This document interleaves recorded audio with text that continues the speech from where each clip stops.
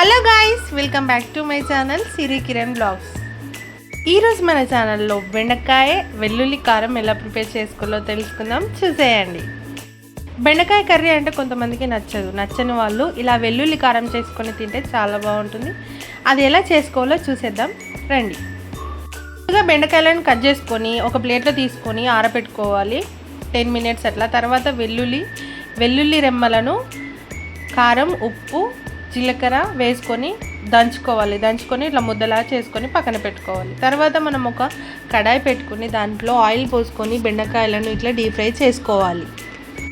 బెండకాయలు ఈ కలర్ వచ్చేంత వరకు డీప్ ఫ్రై చేసుకొని తీసుకోవాలి. అదే ఆయిల్లో మనం పల్లీలు వేసుకొని డీప్ ఫ్రై చేసుకోవాలి. తర్వాత 2-3 మిర్చీలు వేసుకొని డీప్ ఫ్రై చేసుకొని లాస్ట్లో కొంచెం కరివేపాకు వేసుకొని తీసేసుకోవాలి. తర్వాత మనం ఒక బౌల్లో బెండకాయలను, పల్లీలను, మిర్చీలను వేసుకొని తర్వాత మనం ముందుగానే ప్రిపేర్ చేసుకున్నటువంటి వెల్లుల్లి కారం వేసుకొని బాగా కలుపుకోవాలి. ఈ బెండకాయలకు ఈ కారం అంతా పట్టేట్టుగా కలుపుకొని లాస్ట్లో కొంచెం పైనుండి కొత్తిమీర చల్లుకుంటే వేడి బెండకాయ వెల్లుల్లి కారం రెడీ. వేడి అన్నంలోకి చాలా బాగుంటుంది. తప్పకుండా ట్రై చేయండి. వీడియో నచ్చితే లైక్ ఇవ్వండి. మరిన్ని మంచి వీడియోస్ కోసం నా ఛానల్ని సబ్స్క్రైబ్ చేసుకోండి. Thank you for watching.